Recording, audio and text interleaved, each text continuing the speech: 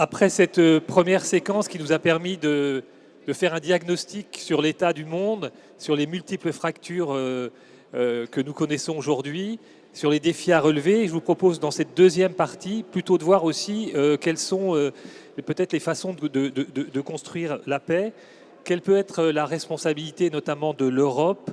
Donc je vais me tourner d'abord vers vous, Philippe Poirier. Vous êtes professeur de sciences politiques à l'Université du Luxembourg. Vous êtes également le directeur du programme de recherche sur la gouvernance européenne pour le Parlement européen.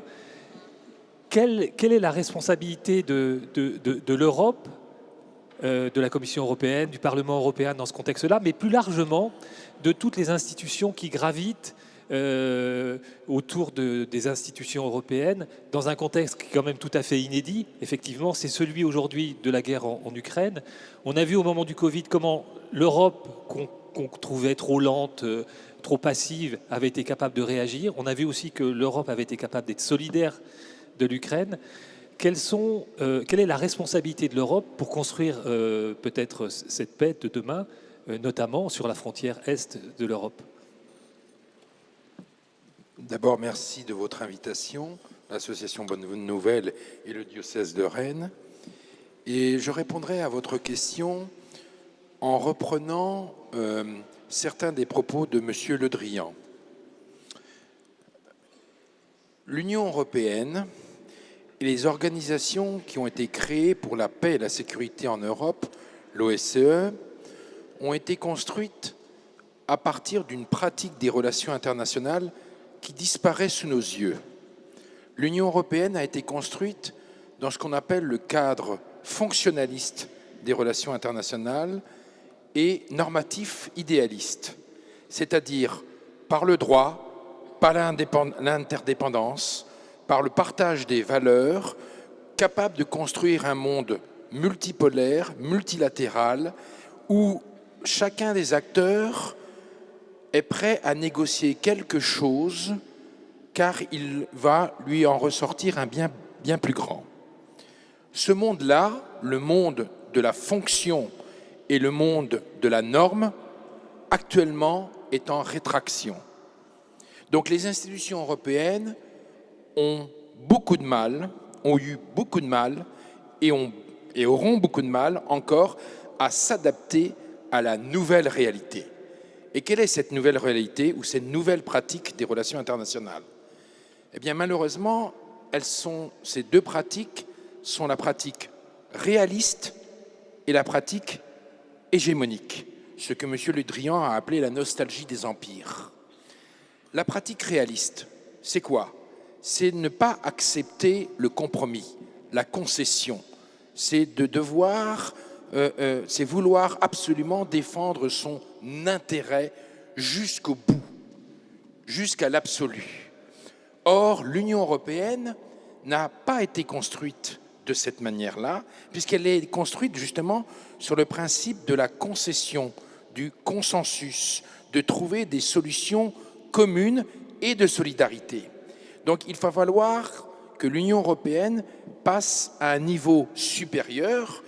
Elle a déjà, j'allais dire, des armes dans ses traités, parce que si nous sommes confondus depuis la fin de l'Union soviétique dans une idée d'une paix perpétuelle qui n'a jamais eu lieu, comme l'a rappelé le général, notamment dans les Balkans, l'Union européenne, c'est dès le traité de Maastricht, on l'oublie, avait dans son traité un pilier portant sur la politique de sécurité commune et qui, à partir de ce pilier, nous a conduit à la réforme du traité de Lisbonne. Et dans le traité de Lisbonne, nous sommes passés à un stade supérieur. Donc l'Union européenne a des outils déjà dans ses traités pour s'adapter à ces nouvelles pratiques des relations internationales. Si ce sont des nouvelles pratiques, ça ne veut pas dire que l'Union européenne doit abandonner les pratiques fonctionnalistes et les pratiques normatives. C'est le risque que nous courons actuellement avec la guerre en Ukraine. Pourquoi? Parce que, justement, dans une pratique réaliste, il faudrait tout de suite abandonner ou rechercher la paix à tout prix. Ça, c'est l'aspect pratique réaliste, ou l'aspect hégémonique d'une certaine manière.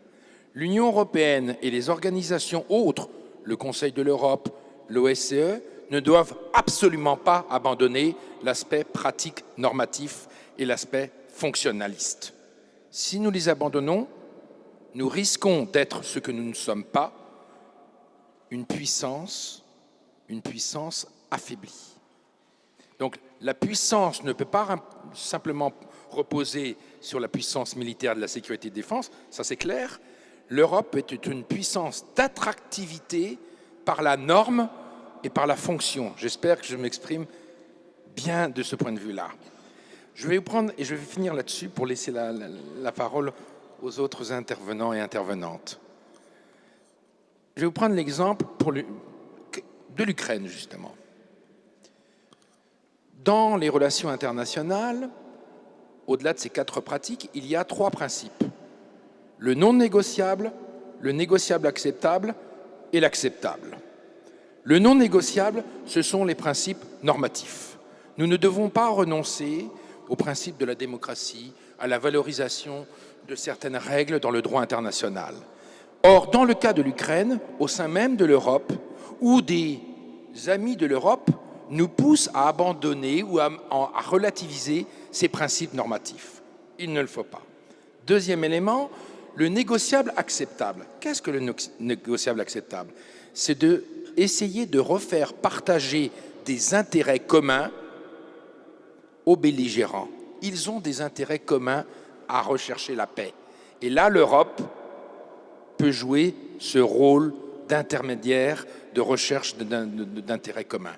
Et troisième chose, qu'est-ce qui est acceptable? Ce qui est acceptable, c'est justement que cette paix autour de l'Ukraine ne peut pas être simplement le fait de l'Union européenne.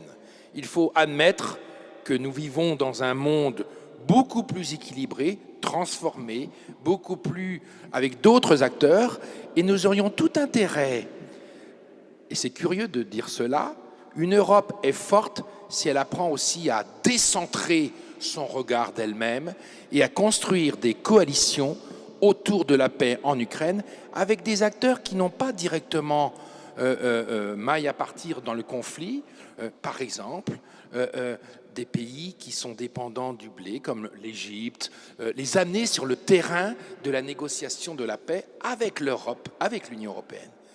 Voilà en guise d'introduction. Je vais me tourner vers Jean-Yves Le Drian avec sa double expérience de ministre de la Défense et de ministre des Affaires étrangères. L'Europe a su rester solidaire pour rester dans le cadre de ce conflit en Ukraine. Mais on voit quand même qu'il y a des lignes de fracture. On a évidemment beaucoup parlé de la Hongrie, mais il y a aussi des regards peut-être un peu différents sur ces questions-là entre l'Allemagne et la France. Comment est-ce que l'Europe peut rester maintenir une cohésion et donc contribuer à la paix aujourd'hui en Ukraine? Je crois que l'Europe est face à son destin. L'Europe est face à son destin. Ses frontières, c'est l'Ukraine. Et donc, si l'Europe ne fait pas en sorte de soutenir l'Ukraine pour qu'elle garde son intégrité, c'est l'Europe qui perdra, qui sortira de l'histoire. Nous sommes à un moment où le sujet, c'est est-ce que l'Europe restera dans l'histoire ou pas? Si elle se disloque, alors elle va s'émietter. Et alors, les empires dont je parlais tout à l'heure de manière un peu figurée, s'allieront tel ou tel pays européen dans leur mouvance, et ça aura été un grand rêve inachevé. Donc je pense que cette prise de conscience, elle a lieu. Je suis très frappé des avancées considérables qui ont été faites, ne serait-ce que dans le domaine de la sécurité, depuis 10 ans, sans doute par la force des choses, sans doute par la nécessité, mais des rendez-vous et des orientations considérables ont été prises, et on le voit dans la gestion de la crise ukrainienne. Il peut y avoir des divergences. Si vous voulez, je ne veux pas être trop long, mais sur la relation avec l'Allemagne. D'abord, il ne faut pas oublier que maintenant, en termes de sécurité et de défense, il y a aussi la Pologne. qui devient un interlocuteur extrêmement, extrêmement sérieux et particulièrement vigilant, parce qu'il a des frontières qu'il faut préserver. Mais l'Allemagne est amenée à... Le chancelier Scholz a dit changer, je crois, de méthode, changer d'univers. Enfin, il n'a pas dit basculement, mais enfin, ça ressemblait à peu près à la même chose pour l'Allemagne, qui, pendant depuis la fin de la dernière guerre, mais singulièrement au cours des 40 dernières années, vivait sur un triptyque qui était assez favorable, qui était je m'alimente en énergie à bon marché avec mes accords avec la Russie. 2, j'ai une industrie que j'exporte le plus possible et singulièrement vers la Chine. Et 3, je me protège au niveau de ma sécurité sous le parapluie américain. Et brutalement, les 3 éléments qui constituaient, disons, la logique stratégique de l'Allemagne tombent brutalement. Et il faut donc qu'elle se remette de ces 3 difficultés en même temps, avec en plus, on parle des situations politiques de tel ou tel pays, mais avec une situation politique particulière, puisque c'est en plus 3 composantes politiques différentes qui n'ont peut-être pas le même point de vue sur les 3 sujets que je viens d'évoquer. Je trouve que cet effort-là est important. Et il faut absolument faire en sorte que le couple franco-allemand tienne le coup dans cette affaire. Je crois que ça va être le cas, même s'il y a eu à un moment donné un peu d'urticaire, ce qui est normal, je crois, dans l'évolution des relations, mais qui permet de sortir par le haut d'une situation. Je pense que sur les questions de sécurité et de défense en particulier, l'Allemagne a déjà beaucoup bougé par rapport à la mise en œuvre d'un budget de défense et par rapport aussi à la coopération que l'on peut faire avec eux sur un certain nombre de projets capacitaires. Je pense en particulier aux chars, sur lesquels il vient d'y avoir un accord et c'est tout à fait positif. Donc, moi je suis confiant sur la suite, parce que la prise de conscience des Européens, par les Européens, de leur destin collectif n'a jamais été aussi fort. Je rajoute un point, et après je me tais. Il faut regarder d'assez près la manière dont va évoluer le Royaume-Uni. Parce que là aussi, il va y avoir un changement de donne. Et si d'aventure, on ne va pas se mêler de la politique américaine, mais hypothèse d'école, qui n'est pas totalement absurde, que ce soit Donald Trump qui gagne, il faudra bien regarder ce que feront les Britanniques et sans doute envoyer des messages et des signes suffisamment forts pour que, d'une manière ou d'une autre, ils soient associés aussi à notre propre sécurité, même si le président américain prend un autre chemin. Merci. Je vais donner le micro à Mario Giraud sur le... Oui. Toujours pour rester sur l'Ukraine, parce que ce qui fait votre originalité, c'est votre présence en fait un peu partout dans le monde. Et vous me disiez tout à l'heure que vous êtes présent notamment en Ukraine, dans la région, dans plusieurs villes, dans l'est de l'Ukraine à Kharkiv. Comment est-ce que vous travaillez aujourd'hui en Ukraine? Comment est-ce que vous anticipez justement cette construction de la paix et quelles sont les conditions nécessaires pour y parvenir? Il faut se dire que Sant'Egidio Ukraine existe depuis 1991. Ce sont des Ukrainiens qui font partie de la communauté, qui sont là depuis très longtemps. D'ailleurs, il y a Sant'Egidio aussi à Moscou. Et on a monté la plus grande opération humanitaire de l'histoire de 55 ans d'histoire de Sant'Egidio en Ukraine, avec quelque chose comme 30 millions d'euros en médicaments, prothèses, tout ce qui sert pour les hôpitaux. Et ça, c'est un ravitaillement continu. Abri pour les familles, parce qu'il n'y a plus de maisons, vous voyez les images. Tout un travail d'assistance pour les enfants seuls et adolescents aussi, qui sont restés sans famille, sans parents. Réfugiés internes. Et puis beaucoup nourriture. Il y a besoin, il y a un manque énorme. Et c'est un travail courageux. D'ailleurs, un des sièges de Sant'Egidio a été aussi bombardé pendant la guerre. Et heureusement sans victimes pendant la nuit. Donc, et nous sommes très naturellement tous très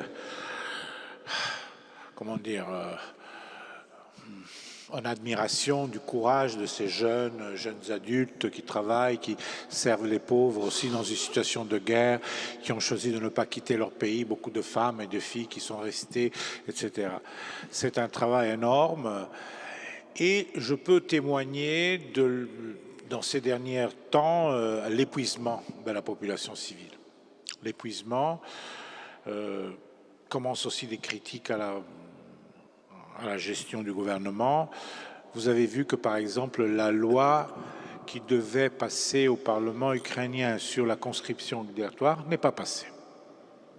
Donc, on se pose la question, moi je ne suis pas favorable, mais comment est-ce qu'on peut faire une guerre sans conscription? Mais c'est aussi ça, c'est une réalité terrible. Surtout que nos gens n'ont pas la haine des Russes, comme c'est malheureusement répandu. Et à Rome, de temps en temps, ils viennent par groupe et rencontrent aussi les autres communautés, parmi lesquelles aussi les Russes y parlent.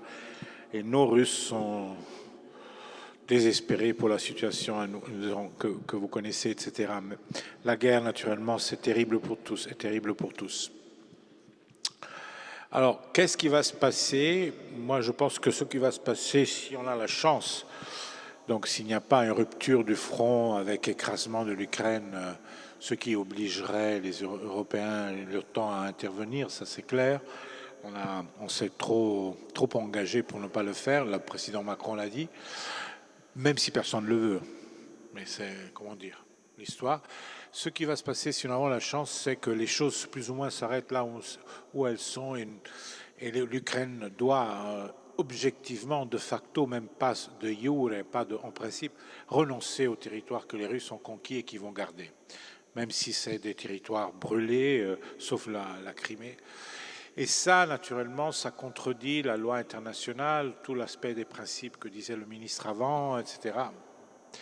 Mais c'est déjà dans les faits parce que c'est le cas de Chypre, pour ne pas citer la Corée. La Corée, c'est de l'autre côté du monde, mais Chypre, nous avons fait rentrer Chypre dans l'Union européenne, nous reconnaissons Chypre unitaire, on ne reconnaît pas la partie occupée par les Turcs en 1974, si bien que tout citoyen turc chypriote qui peut démontrer qu'il était déjà là avant 1974 peut recevoir le passeport rouge, le passeport de l'Union européenne. Ce qu'ils font, même s'ils habitent au nord, en général, les vrais Turcs chypriotes sont tous à Londres. Mais pour vous dire, c'est-à-dire que les Turcs ont envoyé des Anatoliens à Chypre Nord, mais eux, ils ne peuvent pas se prévaloir de la citoyenneté européenne. Et là, c'est un cas typique d'une chose qui n'est pas résolue. Il n'y a pas de traité, il n'y a pas de paix, on ne reconnaît pas la zone occupée. Et donc, si on a la chance pour le moment, et on sait déjà que ça, c'est la situation vers laquelle, par exemple, vise Trump, en obligeant les Ukrainiens, le gouvernement ukrainien, à renoncer de facto, même si pas de jure. Et alors la question qui se pose, c'est est-ce que cela va donner des idées aux empires nostalgiques qui veulent se réélargir ou à d'autres agresseurs possibles partout dans le monde? Bien sûr, ce n'est pas un bon exemple, c'est un contre-témoignage, ce qui contredit le principe du droit international. Moi, je me rappelle, quand j'étais comme Sant'Egidio en train de négocier au Kosovo avant la guerre de 99, que les Russes nous disaient, si vous allez reconnaître, tout de suite après la guerre, si vous allez reconnaître le Kosovo, nous allons le faire pour la Crimée. Ils l'ont fait, 20 ans après, mais ils l'ont fait. Vous savez, la politique est faite aussi de ces choses-là. Et donc c'est un contre-exemple, mais je ne pense pas que la Russie y gagnera quelque chose. Je pense que l'isolement du régime actuel de Russie restera en place. Et même un siècle peut-être. 50 ans. C'est-à-dire, ils ne vont pas gagner grand-chose. Et ça, les gens qui regardent autour et les autres qui peuvent se faire venir de mauvaises idées le voient. D'ailleurs, c'est vrai que nous avons, disons, donné entre beaucoup de guillemets la Russie aux Chinois, mais c'est aussi vrai que les Chinois, c'est lourd à porter, hein. Et la Russie a perdu son envergure impériale si elle dépend de quelqu'un d'autre. Donc, en voulant récupérer par nostalgie ce qu'elle avait perdu, soi-disant, en 91, et quand l'Union soviétique a perdu... Non, mais en voulant récupérer, disons, l'envergure impériale, en réalité, ne la récupérera pas. Quand je disais la guerre inutile, vous que ce qui se passe à Gaza donnera plus de sécurité à Israël ou à un État aux Palestiniens? Ni l'une, ni l'autre chose. Là, on est sûrement un peu coupable d'avoir laissé traîner la situation pendant trop longtemps. On pourrait parler des accords de Minsk de l'autre côté, de n'avoir pas prétendu l'application des deux côtés. Et là, la leçon historique, c'est qu'il n'y a pas de conflit congelé. On ne peut pas miser sur le temps qui soigne toutes les blessures si on n'a pas une politique étrangère qui vise à résoudre les crises, même les petites. Regardez l'Arménie. 1994, les Arméniens occupent le Nagorno-Karabakh, occupent 20% du territoire azéri. Ils s'installent, ils ne veulent plus négocier, les Azéris aussi sont très difficiles, il n'y a pas de négociation. En 2020, la guerre éclate soudainement et 30 ans après, le Karabakh n'existe plus. Est-ce qu'on a laissé trop traîner? Oui, il fallait obliger les uns et les autres à se mettre d'accord. Il n'y a pas de conflits congelés, c'est des conflits qui attendent de réexploser. Merci. Je vais me tourner vers le général Pichon. Est-ce que dans ce basculement du monde, est-ce que finalement l'armée française est prête à relever les défis qui sont les nôtres aujourd'hui? Est-ce que finalement on n'a pas été aveugle face à la transformation de ce qui se passait notamment à l'est de l'Europe? Non. Nous n'avons pas été aveugles. Je voudrais juste, avant, je ne suis pas sûr que le président de la République ait dit exactement ce que vous avez dit qu'il avait dit. En 2008, le livre blanc de la défense et de la sécurité nationale, en 2008, disait, en gros, certes, nous sommes en temps de paix, 20 ans après la chute du mur, mais un certain nombre d'indices de puissance militaire, de puissance, etc., commencent à jaillir à droite, à gauche, dans le monde autour de nous, assez loin. Donc, nous allons acheter des jumelles, monter les services de renseignement, monter le cyber, etc., et dissoudre des unités militaires comme les bases aériennes, les bateaux ou des régiments. 2008. Et on crée au passage une sécurité nationale, c'est le livre blanc de la défense et de la sécurité nationale, parce qu'on voit, sans copier la sécurité nationale des Américains, on invente un concept de sécurité nationale en disant, et même chez nous, on a un sujet peut-être de sécurité au sens large. 2008. 2013, livre blanc de la défense et de la sécurité nationale, les militaires, les diplomates militent, alors je ne suis pas le mieux placé pour en parler, monsieur le ministre, quoique, au sein des services du Premier ministre, j'avais un bon observatoire. Voilà. On dit, nous disons, les Français, pas les militaires, votre question c'est l'armée française. Les guerres se rapprochent, on parle des risques de la faiblesse et de la force qui est nécessaire. En gros, on a changé de président, ça ne vous a pas échappé, on arrête de dissoudre les unités, on arrête de baisser le nombre d'unités, terre, air, mer, et on continue d'augmenter le cyber, le renseignement, un peu l'espace. 2013. Et donc, ça fait longtemps que les militaires disent la guerre va revenir un jour ou l'autre, pas forcément chez nous, mais nous avons des accords de défense, nous avons des alliés, nous avons une forme de crédibilité militaire à assurer les positions que la France tient au Conseil de sécurité en tant que membre permanent au titre de nos engagements divers et variés. Retour dans l'OTAN, enfin, retour plein et entier dans l'organisation militaire intégrée de l'OTAN, je fais court. Donc je ne pense pas qu'on était aveugle. Après que la nation ait voulu consentir un effort budgétaire, effort considérable, là en ce moment, dont on mesure bien ce que ça nous impose et la façon dont on doit bien utiliser cet argent pour être capable de dissuader une guerre. Mais on n'a pas été aveugle, non, je ne crois pas. Et encore une fois, votre question posée sur les armées, j'allais dire, ça paraît prétentieux, mais les armées, moins que d'autres, nous avons été aveugles sur les risques de guerre, sur le fait de ne pas donner d'armes à Pierre, Paul ou Jacques en Syrie de façon inconsidérée parce que ça allait nous revenir dessus, etc., etc., etc. Merci. Je crois que Philippe Poirier, vous vouliez réagir, et puis ensuite je donne la parole à Jacqueline Lagré.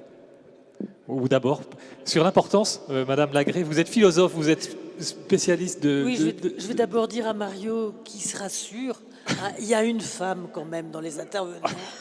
Et même, il y en a deux, puisqu'il y a eu Jeanne-Françoise. Et pour l'anecdote, quand le CHU a voulu créer un comité d'éthique à Rennes, ils avaient une vingtaine de mandarins, enfin des gens très respectables, et ils se sont dit quand même, il faudrait qu'on ait une femme, ou peut-être deux. Peut-être deux. Et ils ont donc demandé à Jeanne-Françoise, qui avait une position éminente dans le journal Ouest-France, et à Jean Delumeau de trouver une femme. Et Jean Delumeau a dit, moi je peux vous trouver une femme qui est aussi une philosophe. Et là, vous en avez deux pour le même prix, c'est pas mal. Bien, alors, soyons un peu sérieux. On a parlé beaucoup de la guerre, de la paix, dans les termes politiques. Moi, je voudrais revenir très, très en arrière et peut-être à un niveau plus théorique.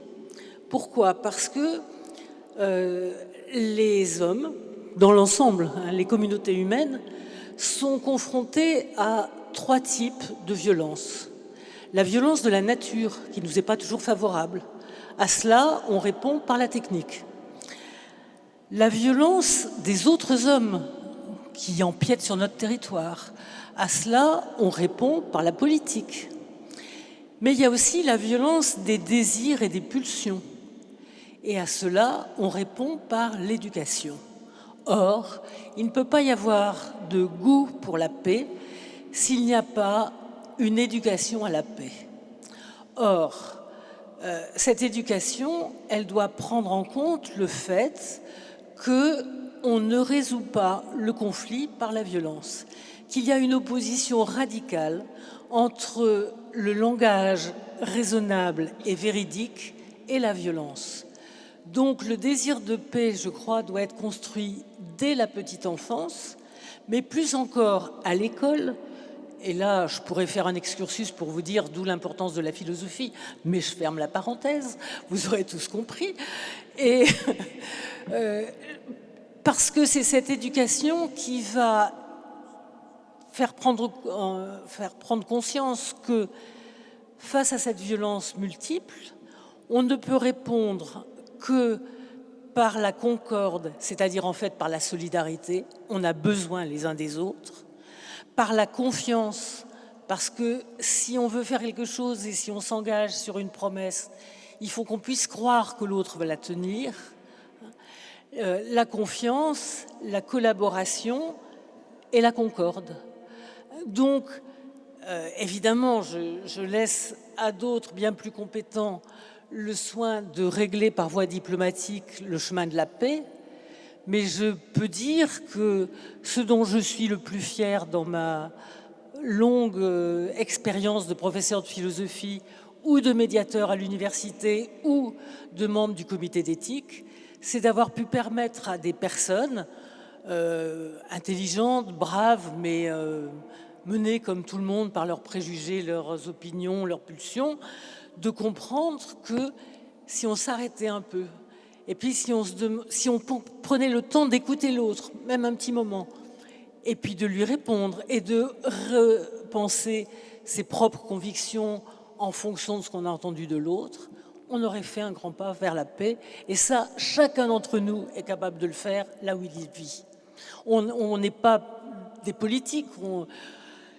Je ne serai jamais ministre des Affaires étrangères, je ne regrette pas d'ailleurs. Hein. Oui, oh, ça va. Mais je trouve que la grandeur de mon métier, c'est d'avoir, et ça je l'exerce encore, c'est d'avoir appris à des gens à réfléchir ensemble, paisiblement. Voilà, ça me suffit. Merci Madame Lagré.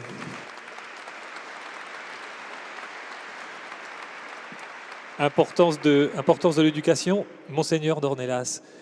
La place de l'Église dans la construction de la paix, on a vu, je poursuis le fil de l'Ukraine, on a vu l'intervention du pape François dans un entretien à la radio-télévision suisse, appelant au courage de négocier, qui a suscité évidemment quelques réactions critiques, notamment en Ukraine. Quelle est la place de l'Église dans la construction de cette paix? Jusqu'où elle peut s'engager sans être qualifiée de naïve? Vous voulez parler d'un engagement politique de l'Église? D'un engagement de l'Église. D'accord. Donc pas un engagement politique. Par définition, l'Église ne fait pas de politique au sens où on entend naturellement, ou plutôt elle fait une politique qui dépasse toutes les politiques. Je suis toujours frappé en lisant la Bible que les premiers qui ont eu l'idée de quand même, enfin pas les premiers, c'est pas les premiers. Je me souviens d'un livre d'un taoïste disciple, enfin proche de Confucius, qui établit un livre sur la République. Et il y a 3 chapitres où il dit que la République, l'État, la société ne peut fonctionner que s'il y a la charité pour le prochain. Donc le peuple hébreu n'est pas le premier.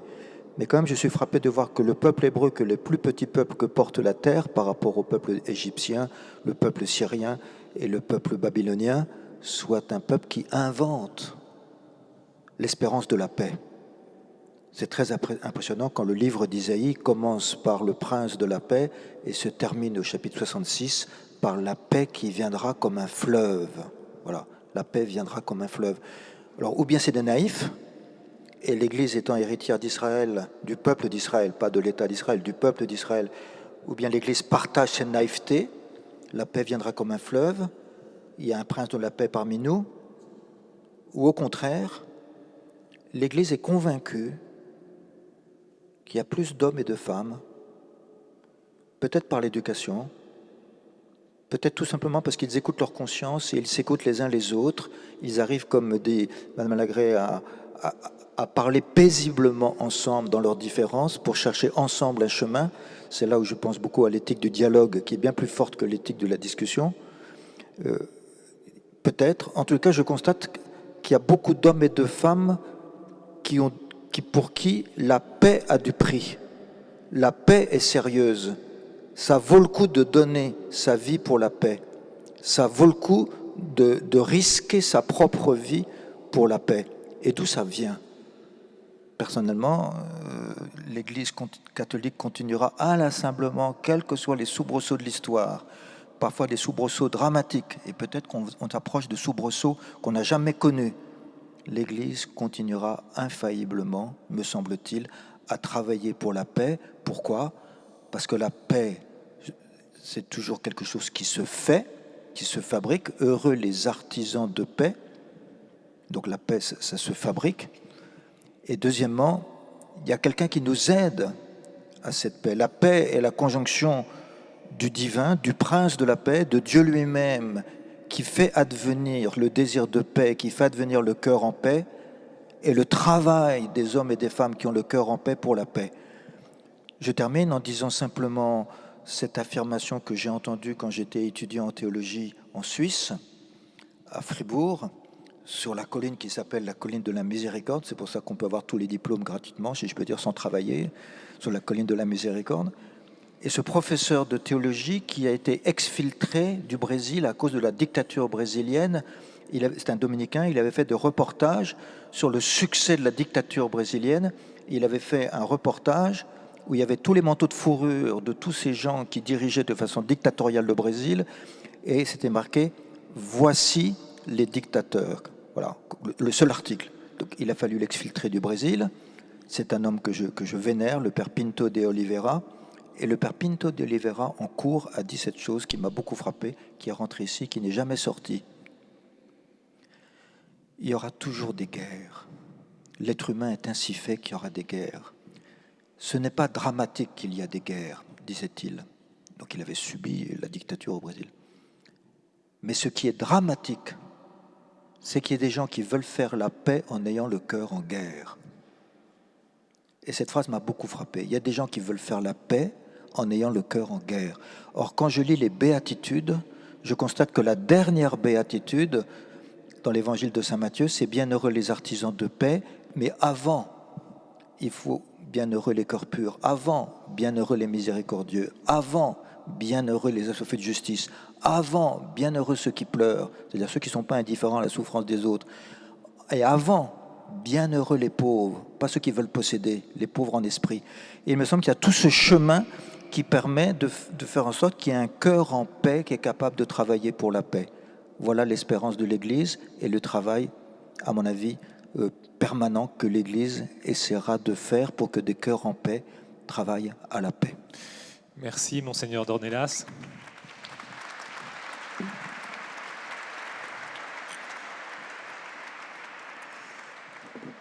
Ne pas faire la paix en ayant le cœur en guerre.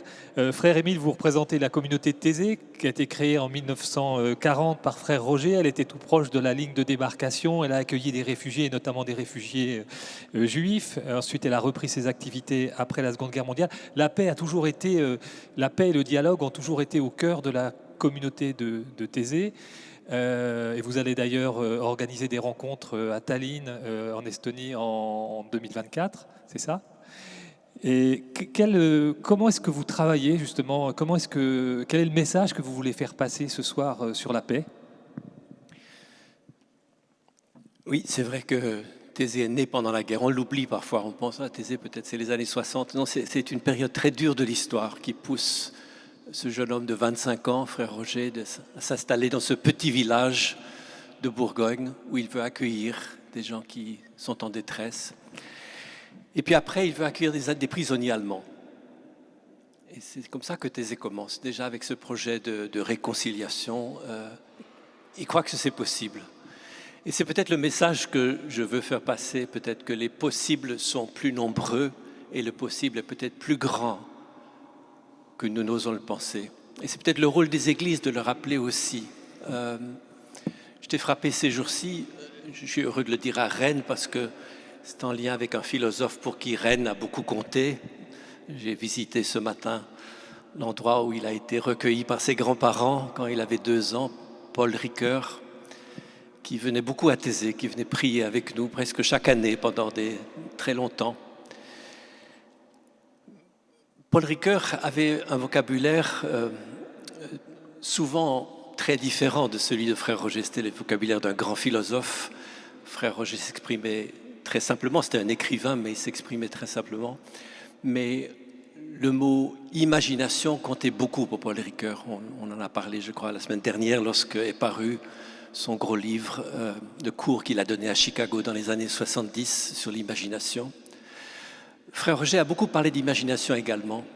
L'imagination dans la réconciliation, l'imagination dans la recherche de la paix. Et Frère Roger a beaucoup parlé de confiance. Un mot que peut-être que Paul Ricoeur employait un peu moins, quoique tout récemment, Pierre-Olivier Monteil vient de publier un petit livre sur l'imagination chez Paul Ricoeur qui se termine, les 2 mots dans le titre de la conclusion sont imagination et confiance, en disant il n'y a pas d'imagination sans confiance. Si on n'a pas confiance dans ses propres intuitions, si on n'a pas confiance dans ses possibles plus grands, alors on n'osera rien proposer. Une fois, j'étais avec Paul Ricoeur à notre rencontre européenne. Vous parliez de ces rencontres à la fin de l'année. Il y avait 100 000 jeunes à Paris. Nous étions à la porte de Versailles, réunis en plusieurs grands halls du parc des expositions de la porte de Versailles.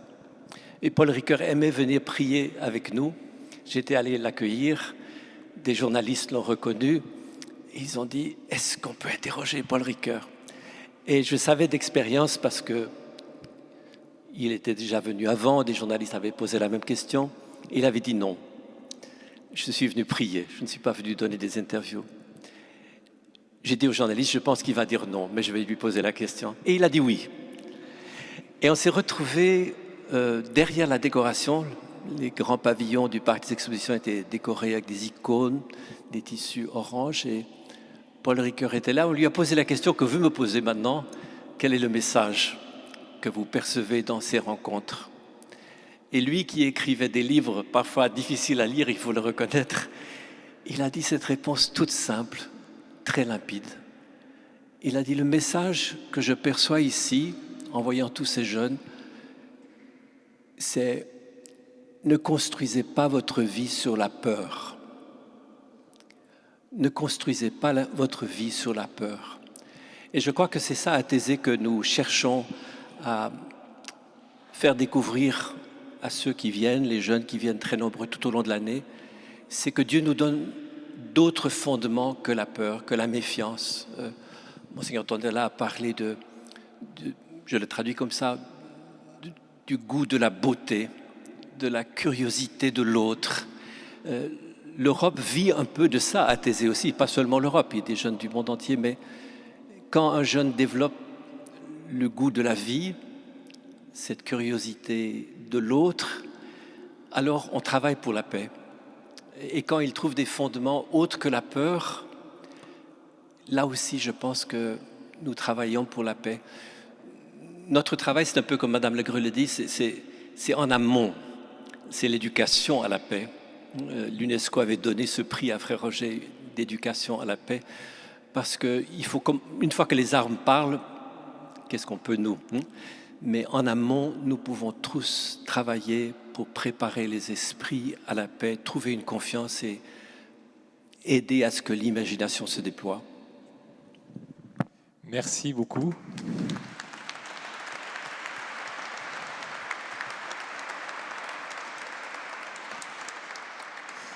Philippe Poirier, vous vouliez réagir tout à l'heure? C'est difficile de parler après ces mots, mais je voudrais, moi, revenir à la réalité de notre Europe. Souvent, je dis à mes étudiants, premier cours d'intégration européenne, vous devez lire 4 personnes. Jean Monnet, Denis de Rougemont, Winston Churchill et Kounneuf-Kalergi. Pourquoi ces 4 personnes? Et ça va nous amener directement à notre question de la paix et de la guerre. Avec Winston Churchill, dans son discours à Zurich, qui préfigure le Conseil de l'Europe, il nous rappelle l'objectif. Qu'est-ce que doit être l'Europe? Il fixe un objectif. Pour que nous recherchions la paix, nous devons avoir un objectif bien précis. L'avons-nous? Je pose la question. Kounneuf-Kalergi disait en 1924, dans la revue Panorama, l'Europe doit être une puissance. Il dit ça en 1924. L'Europe vient de sortir de la Première Guerre mondiale et domine encore largement le monde. Kounneuf-Kalergi nous dit qu'une Europe puissance, à la fois une Europe puissance basée sur les principes de la réalité, des réalités belles et mauvaises, mais aussi une Europe puissance par sa capacité d'attraction par la norme. Que nous disait Jean Monnet? Nous construisons l'Europe par la mise en commun des moyens. Et ces moyens vont nous connaître, vont nous rendre interdépendants, vont nous donner d'autres moyens et vont nous permettre le développement et une certaine force, la fonction. Et que nous disait Denis de Rougemont? Denis de Rougemont nous dit dans ses ouvrages, le principe de subsidiarité notamment, mais ce n'est pas simplement cela, mais Denis de Rougemont nous rappelle justement 3 principes dans un ouvrage que je vous recommande tous si vous ne l'avez pas lu. L'amour en Occident, Thanatos, Eros, Agapé. Aujourd'hui, les puissances qui nous entourent sont dans Thanatos, la domination, l'écrasement. Nous devons être conscients de cela. Dans Eros, c'est le rapport d'abandon, de l'abandon de sa liberté. Et parfois, nous avons des alliés qui nous sont des Eros, qui ne nous laissent pas la liberté de nous avoir préparés à la guerre ou à notre propre défense. Et puis nous devons rechercher l'essentiel, comme disait Denis de Rougemont, l'agapé. C'est ça l'objectif que devrait être l'Europe. Si nous abandonnons ceci, eh bien nous serons une puissance faible, affaiblie de l'extérieur, et déjà à l'intérieur, nous avons des petits Thanatos et des petits Éros. C'est peut-être une pensée de philosophie politique, mais à une portée pratique. Est-ce que l'Union européenne doit être une puissance pratique, tournée vers un objectif? Et c'est curieux de le dire ce soir, mais je le dis souvent au Parlement européen avec nos collègues, c'est triste de le dire, mais c'est peut-être une chance d'avoir eu cette guerre. Pas pour les Ukrainiens, hein, absolument pas, mais pour nous, Européens, parce que nous prenons conscience qu'il nous faut renforcer et promouvoir ce que nous sommes, nos objectifs, notre objectif, nos normes, nos valeurs, et il faut se donner les moyens dans un monde qui n'est plus le monde tel que nous l'avons connu à notre naissance ou dans nos développements. C'est ça l'enjeu. Si nous ne comprenons pas cet enjeu-là, eh bien l'armée russe avancera, l'armée chinoise avancera, et les pays africains, au lieu de suivre les modèles de paix, de liberté, etc., suivront Thanatos. Vous pensez les Européens prêts à relever ce défi aujourd'hui? Pardon? Vous pensez les Européens prêts à relever ce défi, justement? Ah ben, il y a plein de moyens pour relever ces défis. Nous avons, comme l'a rappelé M. Le Drian, depuis 10 ans, c'est pas un grand bond en avant, comme dirait Mao, que nous avons fait. Nous avons fait un immense bond en avant, peut-être contraint, et cela continue. Ce qui me préoccupe plus, ce n'est pas les bons techniques. Les bons techniques, on peut rattraper la défense, on peut retrouver des moyens. C'est d'être conscient que nous avons une immense chance d'avoir ce principe de la liberté, ces principes de la démocratie, ce principe de la dignité humaine, comme l'a rappelé Monseigneur Dornelas. Si nous n'avions pas conscience de cela, eh bien, même si nous nous donnons des moyens techniques, et donc c'est les sociétés européennes qui doivent faire aussi ce bond en avant, de revenir ou de restaurer le principe de la dignité humaine, de la liberté et de la démocratie, parce que si nous ne le faisons pas à l'intérieur de nos sociétés, même si nous le faisons techniquement ou militairement, ça n'avancera pas. Et c'est là où il faut être réaliste. Réaliste ne veut pas dire abandonner ses principes. Est-ce que vous ajouteriez l'égalité des droits? Ah, cela participe. L'égalité des droits. Cela participe, bien entendu. Je voudrais juste ajouter sur la réalité. Je pense qu'une des difficultés que nous vivons aujourd'hui, c'est de croire que le mal est la réalité et que l'espérance, c'est une illusion ou qui nous situe hors. Et je crois qu'une des choses que nous devons faire, c'est résister à cette fascination du mal qui prétend être la seule réalité. Parce que les forces du bien existent aussi. Les forces du bien existent dans bien des cœurs et nous devons compter sur elles aussi. Merci.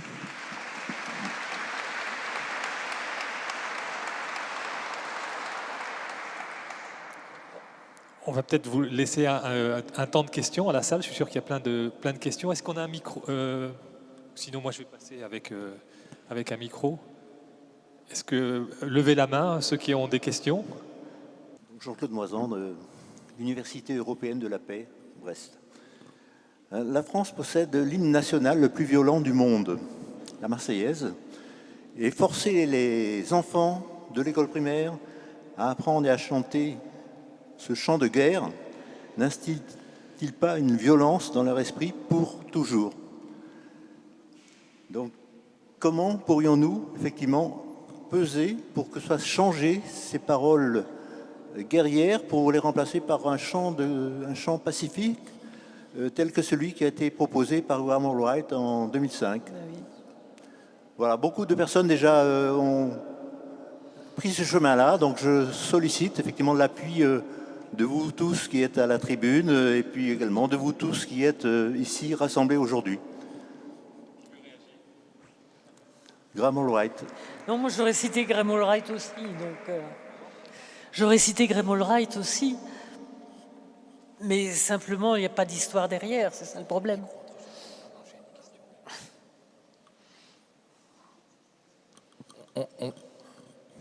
Je ne sais pas s'il faut changer les paroles, mais justement, ce chant témoigne aussi d'une époque et qui peut être mis à distance, justement. Nous n'avons pas besoin de changer les paroles si nous prenons conscience de la mise à distance. Si nous commençons à vouloir tout transformer à ce que nous sommes aujourd'hui ou ce que nous voulons, nous n'allons pas mettre à distance ce qui est bien ou ce qui est mal. Ça ne veut pas dire que le chant soit merveilleux, j'en conviens. Mais n'avons-nous pas peut-être une hiérarchie des choses plus importantes que de transformer l'hymne? Il faut mettre à distance. Bonjour, Emmanuel Roquette. J'avais une question sur les capacités militaires françaises.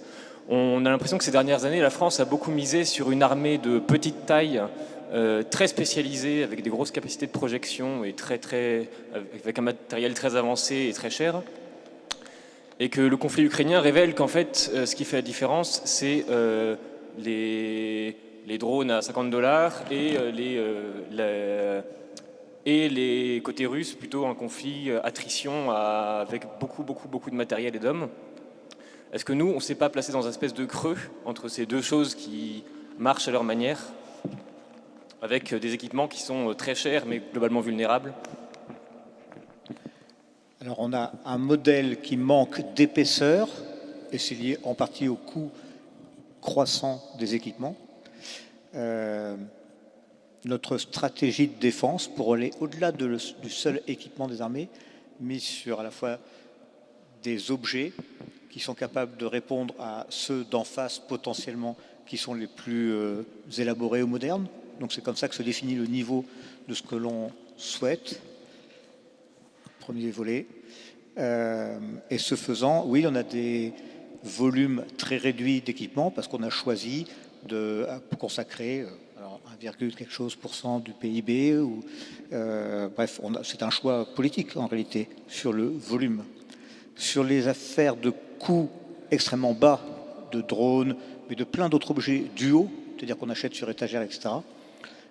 C'est une réflexion permanente que l'on a où on souhaiterait avoir des choses, on appelle ça l'adaptation réactive, plus rapidement acquise, sur étagère, etc. Mais on se heurte aussi à un autre sujet qui est stratégique dans le long terme, de préserver une industrie capable de rester en haut du spectre des possibles pour, pas demain matin ou par 2025-30, mais 2040, 2050, 2060. Et pour ça, effectivement, il y a un choix d'équiper moins en volume l'armée française, mais garder des choses qui, pour nos enfants ou petits-enfants, nous assurent une forme de pérennité de niveau du bouclier, si vous voulez. Voilà. Est-ce qu'on s'est trompé? Écoutez, l'avenir le dira, mais c'est des débats permanents en interne, en tout cas. Je ne sais pas si Monsieur le ministre de la Défense veut réagir en complément. Ce n'est que le militaire qui parle. Non, mais j'ai entendu la question et vos réponses que je partage, mon général. Y compris la manière dont vous avez tracé tout à l'heure les périodicités de nos engagements, y compris les lois de programmation 2008, celle de 2013 que j'ai bien connue. Vous faisiez référence à des éléments essentiels. Pour répondre à cette question-là, oui, ce que vous dites, je l'entends régulièrement, c'est qu'on aurait une armée avec des armes d'échantillon, d'une certaine manière, enfin des prototypes, et que ce n'était pas suffisant. Moi, je n'ai pas ce sentiment-là. Nous avons d'abord une industrie de défense de très grande qualité, que beaucoup nous envient, et qui a su se moderniser, a su produire des équipements qui correspondent aux nouveaux risques, aux nouvelles menaces. Et sur l'adaptation de nos forces au conflit actuel, je pense qu'elle est en train de se faire en fonction des engagements financiers considérables qui sont mobilisés aujourd'hui. Le budget de la défense va doubler entre le début du quinquennat du président Macron et la fin. Et quand je parle de chiffres que je connais, quand j'étais ministre de la Défense, alors qu'on avait enrayé, vous l'avez rappelé mon général, la partie avantage financier de la paix, dividende de la paix, le budget de la Défense était de 34 milliards. Et aujourd'hui, il est à 44. Donc la France a fait l'effort nécessaire pour contribuer à la nouvelle donne sécuritaire que l'on a en Europe. D'autres pays le font aussi, et c'est nouveau, puisqu'on parlait de l'Allemagne tout à l'heure. L'Allemagne, pendant très longtemps, a dépensé peu pour sa sécurité.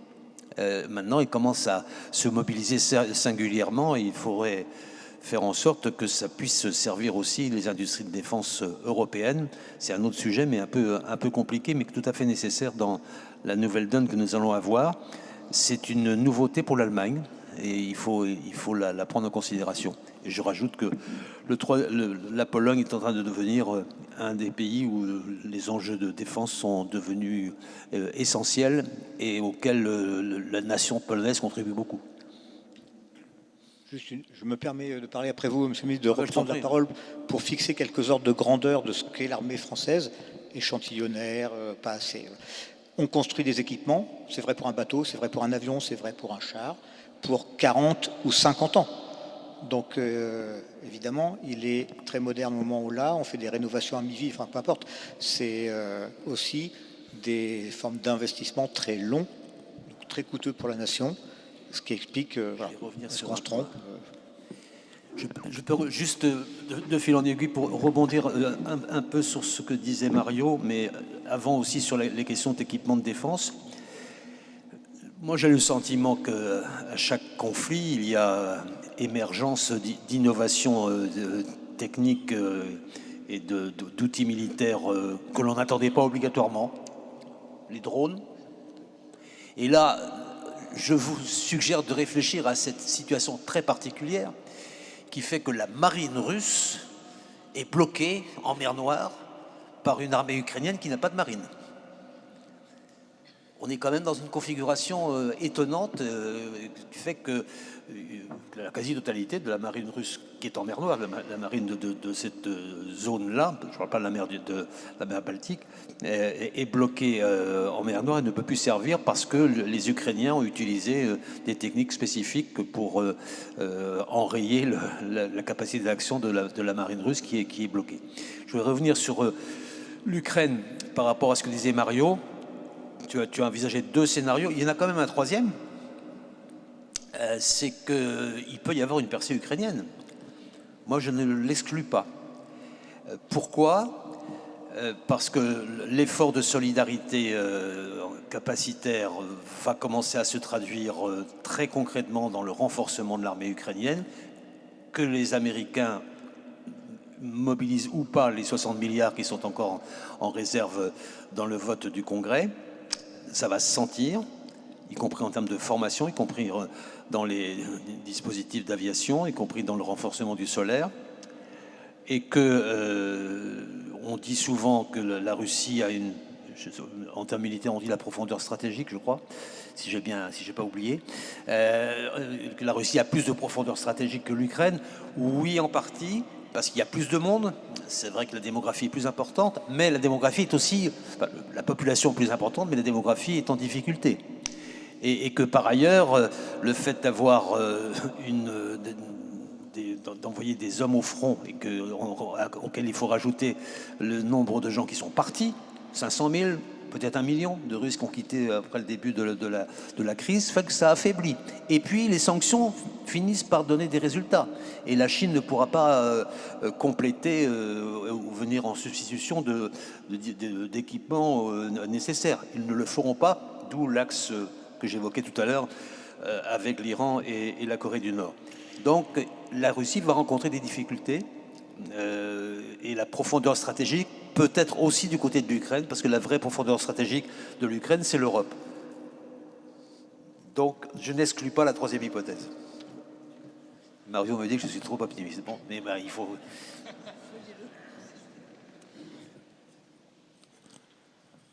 Oui, bonsoir.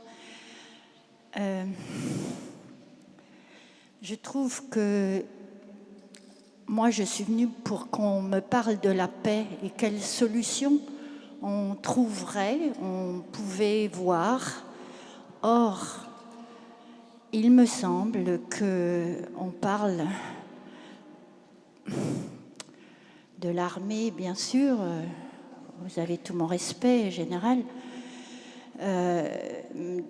Monsieur Le Drian, je crois entendre quand même une forme d'escalade dans vos propos et je ne vois pas, sauf Monsieur de Thésée, Monsieur Giraud, Monsieur Dornelas, je me dis, bon, c'est quelques personnes, et Madame la philosophe, qui m'ont un peu rassurée, mais ce ne sont pas des personnes aux commandes. Et je me dis, mince, moi, je ne veux pas de la guerre.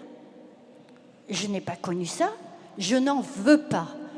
Parce que, messieurs, je ne sais plus qui a dit, la violence, etc., toutes ces formes de violence. Je crois que c'est une question que les hommes aiment, mais pas nous les femmes, pas les mères. Non, je n'en veux pas. Et je trouve qu'on n'a pas avancé sur des solutions réelles. Il y a une délégation de la paix, oui, ça m'importe. Parce que la guerre, il n'y a pas de vainqueur dans une guerre. Il n'y a jamais de vainqueur. Il n'y a jamais... pour avoir un peu étudié les différentes guerres, là, je ne vois pas de vainqueur. Il y a toujours, finalement, après des morts et des morts, le peuple. Alors, si on veut éliminer un peuple, c'est une bonne solution, oui, mais sinon, on arrive quand même à des compromis. Et c'est bancal, des paix bancales, quelqu'un l'a remarqué. Donc, moi, je me dis, il ne faut pas qu'on aille éliminer, faut pas qu'on élimine les gens du peuple. Il ne faut pas qu'on les envoie à la guerre, parce que c'est ce qui va se passer, c'est ce qui se passe en Ukraine, je trouve ça intolérable. Qu'on puisse passer par-dessus ça, moi, je ne comprends pas. Donc, je voudrais bien que vous ayez chacun une parole avec une solution pour la paix, s'il vous plaît. Merci.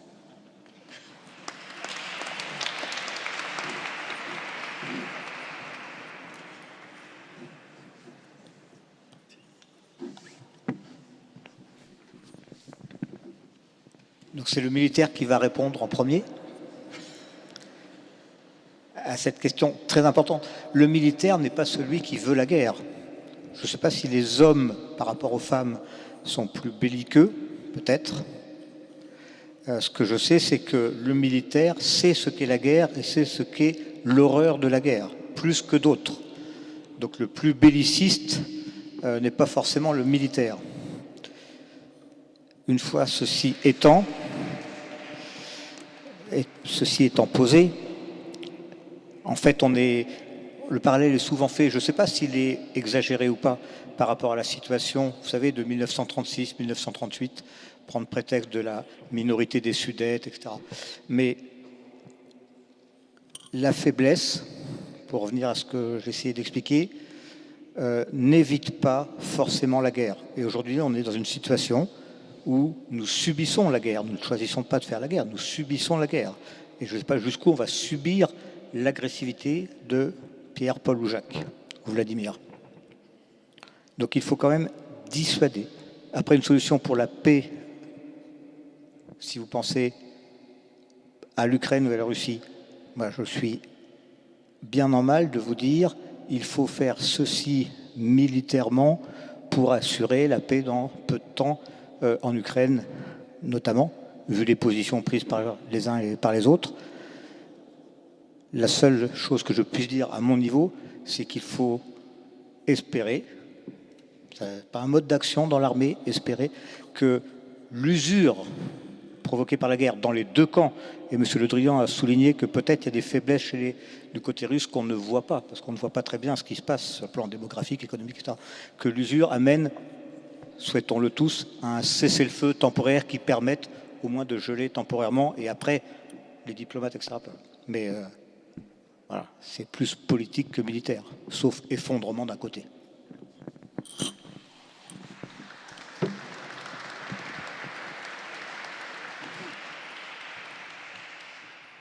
Si vous pensez au cas de l'Ukraine et de la Russie,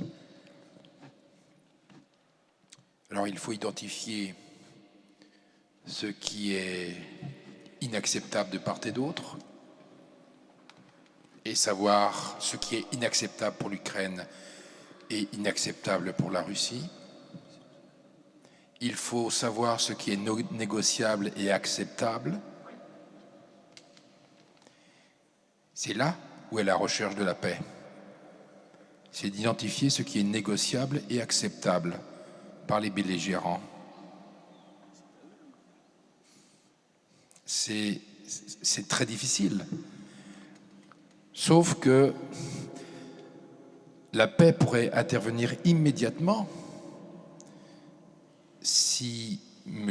Poutine ou son clan décidait immédiatement de cesser les combats, puisque ce sont eux les agresseurs. Mais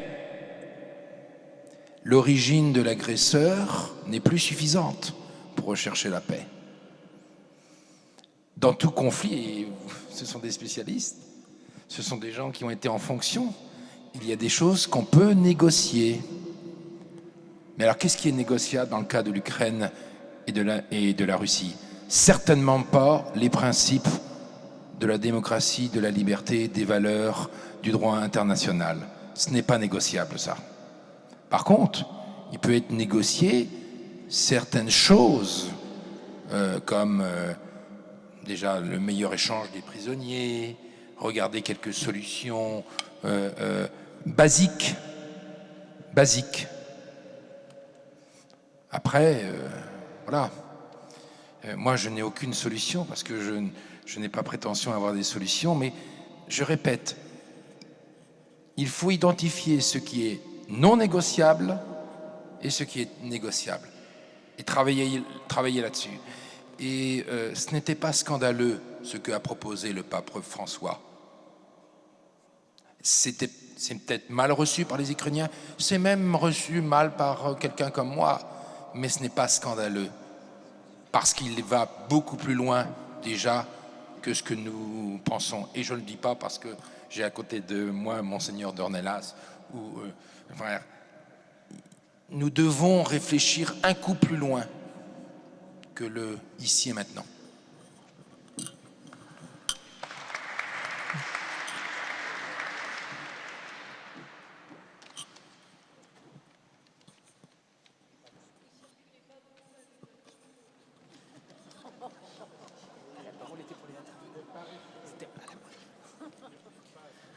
Bon, vous m'entendez? Oui, enfin, c'est pas toujours très facile de rassembler ces idées. Donc, je voudrais m'adresser particulièrement à Monseigneur Dornelas, parce qu'en fait, nous sommes dans une église et nous ne parlons pas beaucoup de Jésus et du christianisme. Et donc, nous parlons de philosophie, mais je voudrais savoir qu'il puisse rappeler ce que le Christ nous a donné, si je puis dire. Eh bien, j'ai cité le magnifique texte de Jésus, dont Gandhi dit que c'est la plus belle page que l'humanité ait jamais écrite, à savoir les béatitudes. Et il me semble effectivement que ce texte est indépassable sur ce mot tout à fait extraordinaire de Jésus, quand ses disciples s'approchent de lui et qu'ils voient la foule. Bienheureux, vous, les pauvres en esprit, le royaume des cieux est à vous. Bienheureux, vous, les doux, vous obtiendrez la terre promise. Bienheureux, vous qui pleurez, vous serez consolés. Bienheureux, vous qui avez faim et soif de justice, vous serez rassasiés.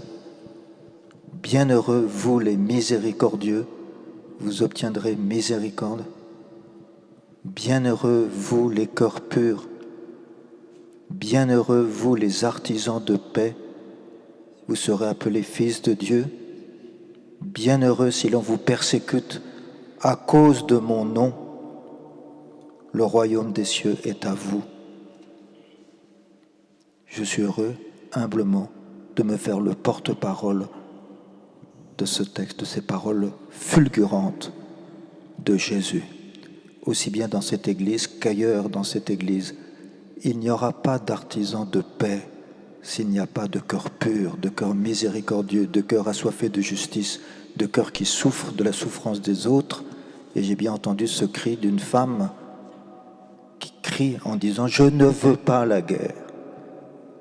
Dans la Bible, des femmes se sont levées pour qu'il n'y ait pas la guerre. Judith, Esther. Et ces femmes, elles sont appelées par le nom qui est donné à cette première femme dans la Bible. Elle est la mère de tous les vivants. Comment une mère peut-elle accepter la guerre? Et peut-être que nous tous, moi, masculin, nous, politiques, nous, militaires, nous, hommes des médias ou femmes des médias, que sais-je, si nous écoutions les femmes d'Ukraine, les mères d'Ukraine et les mères de Russie, il n'y en a pas une qui veut la guerre. Il n'y en a pas une mère qui s'honore d'être mère et qui veut la guerre. Puissions-nous écouter leurs cris à la lumière de ces béatitudes de Jésus, bienheureux ceux qui souffrent, bienheureux ceux qui pleurent, vous serez consolés. Merci de me permettre de dire ce beau texte de Jésus. Merci, Monseigneur Dordain. Madame Lagré, vous voulez compléter? Alors, les deux dernières interventions touchent la blessure sur la chair vivante de la guerre. Les mères n'aiment pas la guerre, les femmes n'aiment pas la guerre. Oui, c'est vrai. Effectivement, la guerre, c'est un métier d'homme dans l'histoire. Et c'est vrai, je citais les Russes qui veulent la paix, même s'ils sont patriotes. C'est vrai que, comme je citais la prix Nobel, je vous prie de lire les livres de Svetlana Alexievitch, qui, par exemple, sur le livre des femmes et la guerre, il dit clairement que les femmes disent « Nous avions une vision de la guerre », on parle de la Deuxième Guerre mondiale, hein, pour les Russes, la Grande Guerre patriotique, donc un truc beaucoup plus lourd de sens que pour nous. On avait la vision que c'était la Grande Guerre patriotique, mais puis il y avait l'autre côté de la médaille, ça a été aussi une immense horreur. Et ça, c'est les femmes qui le disent. Et sur ça, je dois dire, il y a une supériorité des femmes qui ont une sensibilité en tant que protectrices de la vie. Et on le voit dans toutes les guerres. Aujourd'hui, les hommes en Ukraine sont ou au combat ou cloîtrés dans les maisons parce qu'ils ne veulent pas y aller. Et c'est les femmes qui font tout. Et puis, que dit Jésus devant la guerre? Alors, Jésus ne se range pas. Ça fait scandale. Jésus parle avec les Romains. Judas était un zélote. Une des raisons pour lesquelles il le trahit, c'est aussi ça. Jésus trop faible et ne se range pas. Il ne prend pas parti entre les Romains, colonisateurs, mes ancêtres. On ne choisit pas ses ancêtres. Entre les Romains, colonisateurs, brutaux, qui n'aimaient pas les Juifs, qui n'aimaient pas Israël, parce que c'était un petit peuple toujours qui n'avait pas accepté la Pax Romana. Était toujours en train de se révolter, jusqu'au moment où ils ont détruit Jérusalem, parce qu'ils n'en pouvaient plus. Et à Rome, il y a l'Arche de Tite avec tout est gravé. Hein. Alors, que nous dit cette leçon de Jésus aujourd'hui? Qu'il faut faire attention. Je disais, la guerre n'est pas un outil. La guerre prend vie, on incarne le mal et elle cherche de nous berner. Comment elle va faire? Elle va nous obliger à nous ranger. Qui a tort et qui a raison? Or, du point de vue historique, du point de vue politique, au jour le jour, c'est autre chose, mais du point de vue historique, on le sait. Dans une guerre, tout le monde, toutes les parties ont leur raison, mais en général, personne n'a raison en absolu. Même la Deuxième Guerre mondiale, moi je suis de ceux qui pensent que le 6 août 1945 a changé la donne, c'est-à-dire la bombe atomique. Cela signifie qu'on ne gagne pas contre une puissance nucléaire. Point. Mais même si vous me obligez à la reductio ad Hitlerum, c'est-à-dire faire toujours l'exemple d'Hitler, les historiens nous ont expliqué 1000 et 1000 fois avec des centaines et centaines de bouquins que ce qui s'est passé en Allemagne dans les années 30 et la chute de la République de Weimar et l'avènement du nazisme dépend beaucoup de Versailles. On le sait. Donc dépend aussi des autres. Ce n'est pas seulement la faute aux Allemands ou à Hitler et à sa clique. Historiquement parlant, bien sûr, personne de nous est du côté des Allemands nazis et personne ne les défend. Seul Karl Barth a fait un discours très beau, théologien, protestant, éminent, super important, suisse-allemand. Fait un discours important sur les Allemands après la guerre, mais là, on n'a pas le temps. Voilà. Non, mais alors, non, c'est pour dire que même devant ce qui se passe en Russie, il faut avoir le courage de dire, oui, en Russie, il y a les chrétiens, il y a beaucoup, et la Russie a été sauvée par ses martyrs, et la Russie est le pays qui a eu, du point de vue chrétien, le plus de martyrs de tous. Ça ne s'efface pas. Notre question, c'est possible que cela ne fait pas ressurgir à l'intérieur du cœur des Russes quelque chose de différent de ce qu'ils sont en train de faire aujourd'hui leurs politiciens et même leurs chefs d'Église. Le nationalisme qui a pris, c'est un drame orthodoxe, hein, parce que les orthodoxes sont des églises-nations. C'est très difficile de se libérer du... Ça, c'est la grandeur d'être catholique. Que nous, au moins, on est universel. Et même si nous nous rangeons du point de vue nationaliste, il y a toujours un pape qui vous rappelle un non. Et on a dépassé Saint-Augustin. Depuis, on n'est pas resté au 350 après Jésus-Christ, c'est-à-dire les conditions pour qu'une guerre soit juste. Les papes nous ont dit que c'est fini, c'est dépassé.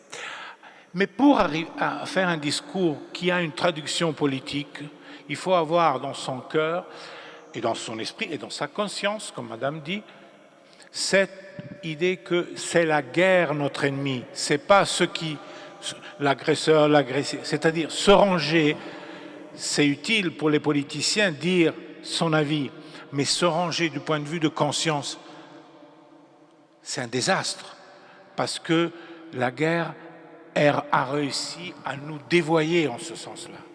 Nous devons croire qu'il y a quelque chose après la guerre. Et si nous voulons la paix, il faut la préparer pendant la guerre. Il faut travailler maintenant et jeter toutes les passerelles possibles. On ne peut pas imaginer d'avoir un monde sans Russie demain. Il y a quelques fous qui disent qu'il faut casser la Russie. Nous, on est tous très reconnaissants et respectueux de l'héroïque résistance ukrainienne. Entre nous, si les Ukrainiens n'auraient pas résisté les premières 2 semaines, nous ne les aurions pas aidés. Nous, les Occidentaux, les Européens occidentaux. Nous nous connaissons, hein. Nous savons combien nous sommes égoïstes. Mario Giraud. Ouais, attends, je termine. Mais, non, parce que les deux questions sont... c'est pas... Alors, tu m'as fait perdre le fil, là. Je dis, c'est très important de comprendre que nous sommes très reconnaissants et nous sommes pleins de respect pour leur résistance. Mais nous ne pouvons pas accepter le narratif de la victoire. Il n'y a pas de victoire. Et la victoire n'amène pas la paix, amène la guerre successive. Ça, c'est ce que je conteste, même publiquement. Alors, il y a ceux qui disent « Ah, parce que vous, les pacifistes... » Non, non, non, moi, je ne suis pas pacifiste. Je suis pacificateur au maximum. Moi, je vous dis que le problème, c'est A, ne pas se ranger, B, ne pas croire au narratif de la victoire. On va casser la Russie. En plus, tu casses la Russie, tu auras 5 Russies, tu auras 5 Poutine, tous avec armes nucléaires. C'est mieux. Et puis la Russie changera d'elle-même, des Russes. Il ne faut pas prétendre, ça c'est vraiment occidental, hein, c'est vraiment occidental. Nation building, c'est nous qui allons dire aux autres comment ils doivent être. On va refaire les gouvernements des autres. C'est les autres qui vont se changer. Et nous, on ne peut pas, disons, empêcher une évolution. On va les aider de toutes les manières possibles, les accompagner, mais ce n'est pas à nous de reformer la Russie et leur gouvernement que nous n'aimons pas du tout. Ce n'est pas le nôtre. Pardon. Je m'excuse.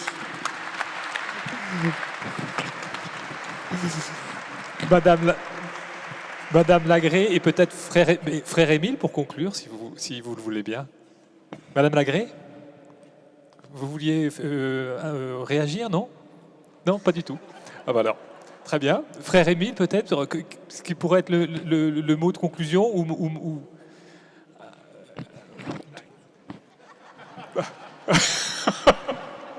Le partage de la parole.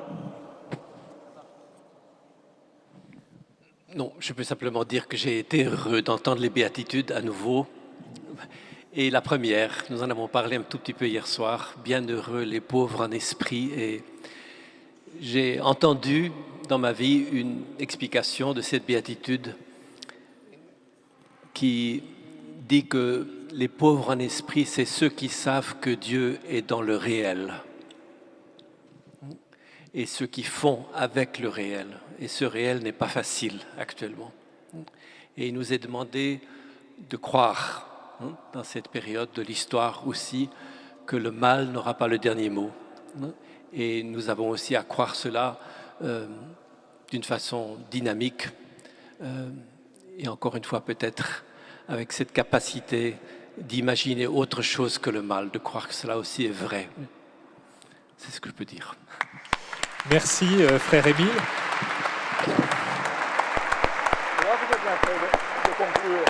Merci aussi à Mario Giraud, merci à Jean-Yves Le Drian, Madame Lagré, merci à Philippe Poirier, merci au général Michon et merci Monseigneur Dornelas. Et Madame Hutin, si vous voulez peut-être un petit mot de conclusion. Non, on ne peut pas conclure une soirée comme celle-là.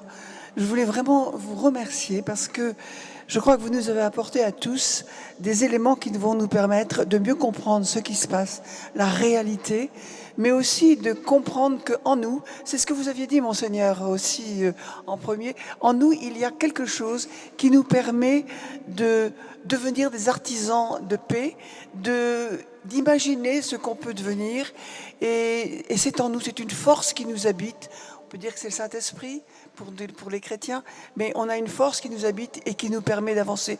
Alors ce que je vous souhaite, très chers amis, c'est qu'après cette soirée, nous partions tous en étant convaincus que en nous, il y a quelque chose qui peut construire la paix, et nous avons reçu beaucoup d'éléments qui nous permettent de mieux comprendre ce qui se passe. Et je vous en remercie. Alors je vous dis bonne soirée, merci d'être venus, et sachez que notre association continue de proposer tout au long de l'année des moments de culture auxquels nous vous invitons bien volontiers.